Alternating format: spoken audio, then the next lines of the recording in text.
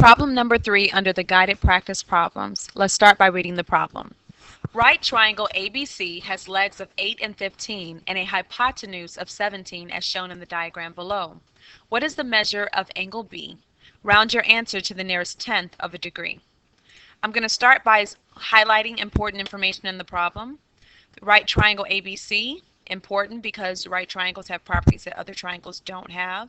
Legs of 8 and 15, hypotenuse of 17, so we have all three sides, an indication that this problem is different from the previous two problems where we had to find a side. And then they tell us what we're trying to find, which is the measure of angle B. Given what we're trying to find, I would actually put an X in the angle that we're trying to find. Okay, continuing to highlight. Round your answer to the nearest tenth of a degree. It is very important that you round properly because you could get all the work right and still receive no credit because you don't present the answer correctly. You haven't rounded properly. Okay, let's keep going. Okay, it says redraw the triangle and label with all the information from the problem. Read. So again, in order for you could do the highlighting on the computer-based test, but you'll have to redraw the triangle on your own scrap paper in order to even put the X in the problem, to label what you're trying to find and label anything else. Okay. All of the information is also on the figure. The fact that it's a right triangle is there. The right angle is here. Legs of 8 and 15, they already have that label, and the hypotenuse of 17 is already there. Put an X in here, so we have that there. And then to the nearest tenth, that comes at the end of the problem. Step 3. Circle the focus angle and label the sides with O, A, and H. So circling the focus angle here. Okay, the opposite is 8. The hypotenuse is across from the right angle, and the adjacent is next to the focus angle, or it's what's left over. Okay, step 3 is done. Step 4, box what you have, circle what you need.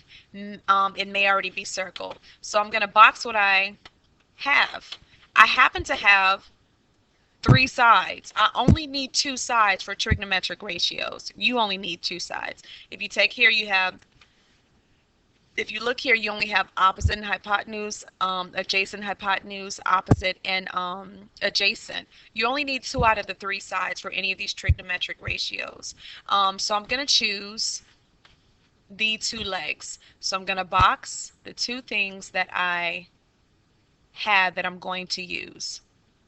Okay, and I'm going to circle what I need. In this case, what I need is already circled because it was the focus angle and I already circled it in the previous step. Okay, step 5, choose the trigonometric function based upon step 4, what I have and what I need, or what's circled and what's boxed. So I have OA, and I'm going to take a look at look for the only trigonometric function or ratio that has O and A, which happens to be tangent.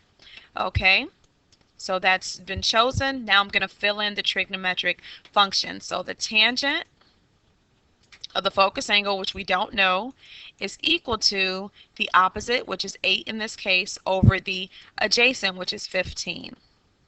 Okay, now that I filled it in, I'm going to do step 7, which says solve using inverse trig functions. Now the reason I know I have to use inverse trigs, there's 2 clues. First of all, I have to find an angle and opposed to a side. Second of all, I have 2 sides, or 2 or more sides. And then another indication is when you fill in the trigonometric function, you'll see that you don't have a focus angle. So that means you need to do the inverse, which makes a lot of sense. You'll see as we solve this.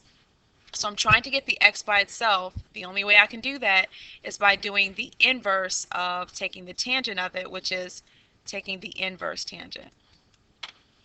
It's sort of like doing the opposite of multiplying, which is dividing on both sides, or the opposite of adding, which is subtracting on both sides. The opposite, or the inverse to tangent, is inverse tangent with this little negative. So let me go ahead and put a little tangent here with a -1. Okay, these are going to cancel and x is by itself, so we've accomplished that part. Now we need to get the second part done. I'm going to pull up my handy dandy calculator again. Now, my calculator works a lot differently than yours. Yours works way better than mine, but this is what I have available. So I'm going to go ahead and take the inverse tan of 8 over 15. So let me start by dividing 8 by 15.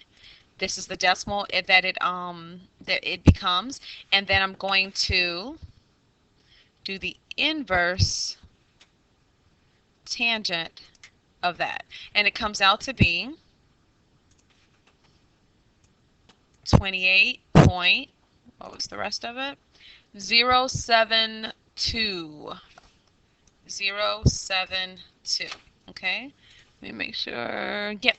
Okay, so now I'm going to round this to the nearest tenth of a degree. Tenth of a degree means one place after the decimal. I'm going to use the number right behind it to help me know if I'm going to take it up or leave it the same. Because 7 is greater than 4, I'm going to take this up to 1. Everything behind it drops and everything in front of it stays the same. Okay, so, and because this is degrees, I'm sorry, because it's an angle, it's degrees. So that is, I can actually put this in, the measure of angle B is equal to 28.1 degrees. Again, guys, good luck on your spring break packet. Take care.